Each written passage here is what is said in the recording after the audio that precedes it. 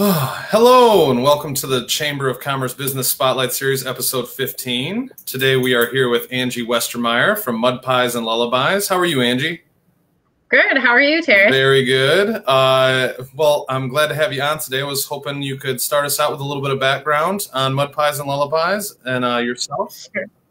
Yeah, absolutely. Thanks for having me. So Mudpies and Lullabies has been in Chelsea for about 2.5 years now. We actually started at my home in Dexter. I've run an in-home daycare out there for 7 years now. And we knew that there was going to come a point in time where we wanted our home back as our children started to get older. And the demand was really high for childcare in this area. So we found our spot, we opened it, we filled within 6 months, and I've had a waiting list ever since. It's a great problem to have. So here we are. We just added a new bathroom to our facility the day that the stay-at-home order went into effect. So we just opened up some new spaces finally after being open all this time and not being able to get new children and families in. But here we are. We're glad to be part of the community. 7 years, that's a good amount of time to get a good grasp on this industry, that's for sure. Yeah. Absolutely. Yeah. Now, your guys' facility is located at Sibley Road? Yep, we're on the corner of Sibley and Werkner, right across the street from the Gaston plant. I'm told that it used to be a market, like a town market at one point in time in Chelsea's history. Yeah, now it's a facility, a little tiny strip mall with 3 suites in it, and we are in the middle suite. Very cool. Very cool. And you guys said you did an addition of a new bathroom, right? We did. So we literally, the day that the stay-at-home order went into effect, we finished construction on this bathroom in hopes of being able to increase our licensed capacity. So we, like I said, we've been full since 6 months after we opened. Adding this bathroom to our facility allows us to help out some more families within the community. There's definitely a need for childcare, especially infant care around this area.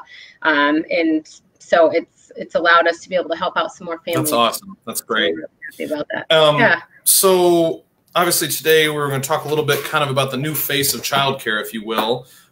You've been getting, as you would say, maybe a crash course in that as you guys have stayed open this whole time.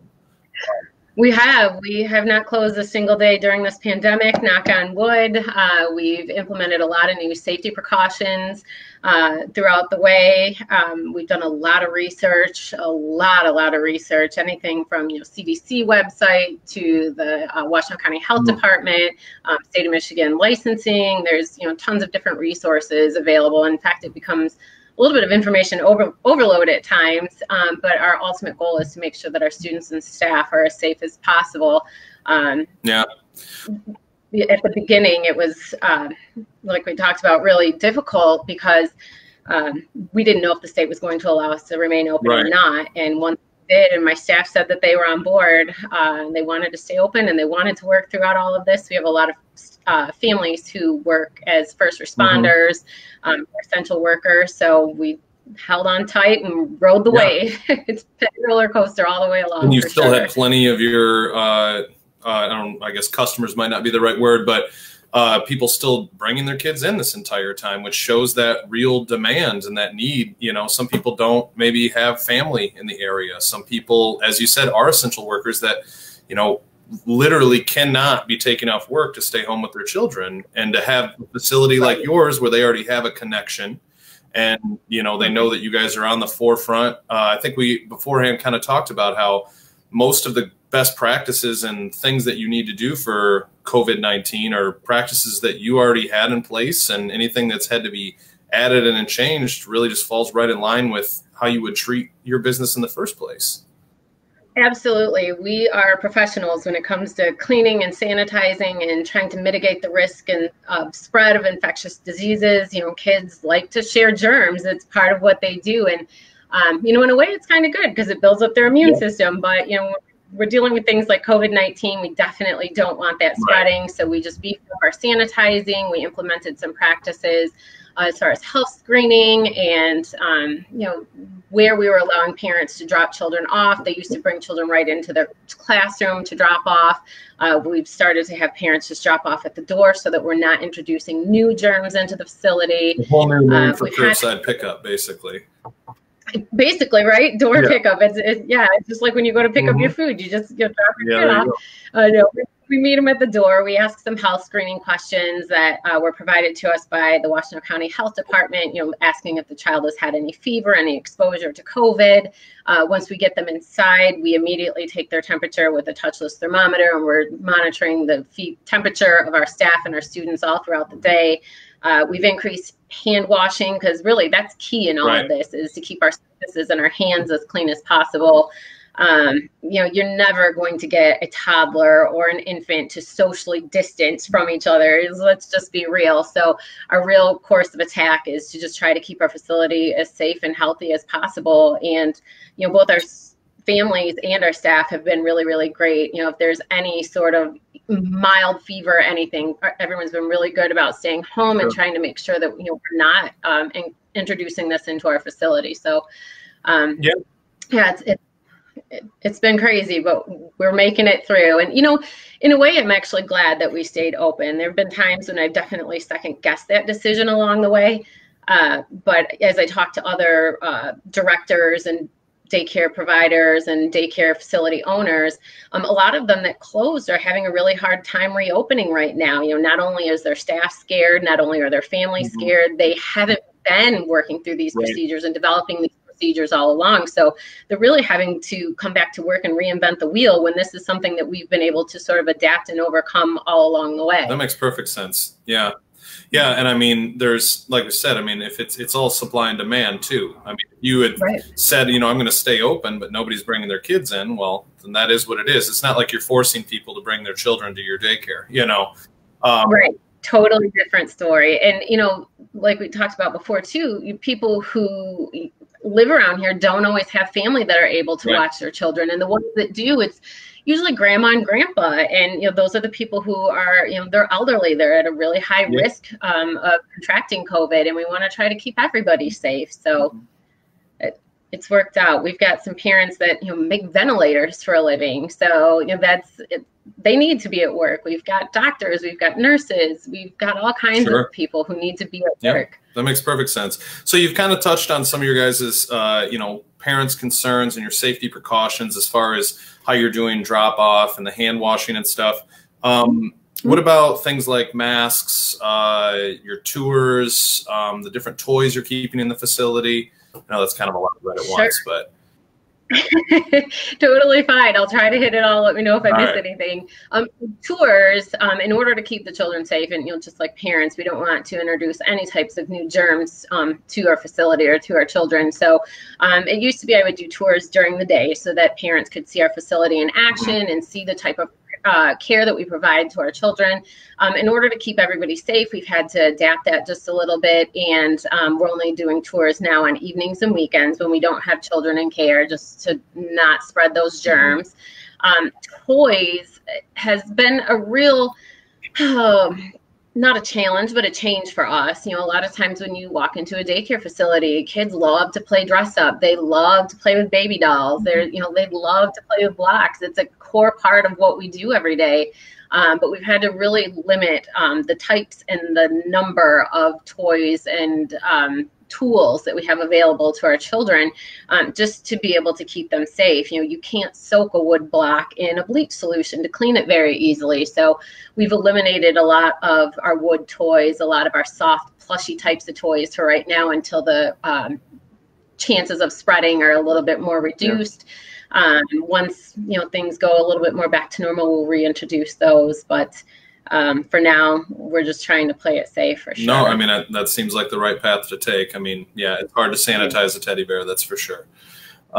It really is. And, you asked about masks as well. A large part of the way that children know that they're safe and they're going to be taken care of and nurtured is, by reading people's facial expressions. Now, some other owners or directors may disagree with our decision, but the state of Michigan has left it up to us whether or not we are going to force people to wear masks, our staff and our students. When I'm doing tours, or, people who aren't in our facility regularly, I do require them to wear masks when they enter.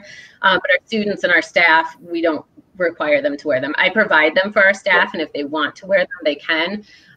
But we really feel like that's a big part of a child's emotional intelligence and there's, you know, development of social emotional skills is to be able to read facial expressions and, you know that my face is not a happy face or my face is a happy face and things like that. It's really key for them. Yeah. Well, you said you have a lot of infant care, and I know I mean, that's got to be one of the main ways that they're communicating at that age. And I have very limited knowledge on child care, but like, I know I've had, you know, friends and stuff, and I'll be hanging out with them and they've got their infant and he or she is just staring at me. Just like, won't stop. And they're like, oh, he's trying to figure out your face. And it's like they're reading, they spend like an entire chunk of time where that's what they're doing is reading faces. So yeah, I can respect that concept for sure. You know, that makes sense. Absolutely. Yeah. And that actually does kind of lead me right into something we were talking about. You still, with the addition of the new bathroom and your occupancy growing, and then this happened, obviously you've had some less people coming in, but you've actually still got some openings available. We do. We, ironically enough, infant care is usually a, do I say hot seller? Like it's usually really a coveted space around the area. There's definitely a need for quality childcare in our area. And because of this addition of our bathroom, it has given us some new spaces. Some of them are filled. Our toddler young preschool rooms have some part-time openings, but not anything super wide open. But we do have quite a few infant spaces available right now. So absolutely, if people are looking for childcare, you know, people are going back to work, your childcare facility isn't open. You know, I had someone last week reach out to me and they were interested in touring with us because we're a smaller facility. So naturally, when you have a space that has less children, there's a little bit less of a risk of, you know, infection being present. So that really sort of hit home to them, and, you know, they wanted to put their child into a facility that was smaller than what they are currently at. So absolutely reach out for us. Yeah, no, that makes sense. I mean, I know I've been in, my niece and nephew used to go to a place and it was huge. I mean, just like, rooms upon rooms. There's probably, you know, hundreds of kids literally running around in there. So I can definitely see the appeal. I mean, your guys' maximum occupancy is what? Well, we were at 30. The addition of the bathroom allows us 44 children is our maximum capacity. So yeah, pretty low key, you know. We like it that way. And that's totally our claim to fame, is to have those close-knit relationships with families, and, you know, a place where you come and your child isn't just a number. You know, we're able to talk to parents at the end of the day and really have those, build and establish those relationships with them. Even if it's out in the driveway at this current. Exactly. Out at the front door. Yeah. You know, we have this parent communication app called Brightwheel that we use, and our parents really, really like that because they can message throughout the day even and just, you know, kind of get updates on how their children are doing. We can send photographs throughout the day. So, you know, right now a big challenge that we have is with children coming back after being home for a couple months. It's like starting daycare all over again for them, or, you know, preschool for the older children as well. And we're able to send photographs throughout the day. And so they can see, you know, maybe they had a little bit of a rough drop off because it's new again to their routine. But that we are, you know, we're engaging them in activities and they're able to see their friends again and they're really having a good day. So it gives them some peace of mind when they're at work, trying not to worry about that. Yeah. Absolutely. They can message us, they can talk directly to the teachers, and the teachers can say, you know, she only cried for a few minutes after drop off, but she's doing great now. I'll send a photograph. That's so cool. That communication is really a big part of who we are. That's awesome. Well, if people want any further information or to see about some of those available slots, we have put your website and your Facebook page and your email in the comments of the video here today. So people can check that stuff out on there. Obviously, if you ever have questions, you can always reach out through the chamber as well. Angie, I want to thank you for coming by today and talking to us about this. It's been really nice to get a perspective on childcare at this time. I'm sure everybody is curious to find out what's happening with that. And I want to thank Shasta Grifka and Grifka Marketing for sponsoring and facilitating as always. And yeah, it's a good conversation, good information. Thank you, Angie. Thank you for having me. No problem. All right, everybody, we'll be back next Wednesday with episode 16, and we will see you guys then. Have a great day. Bye. Bye.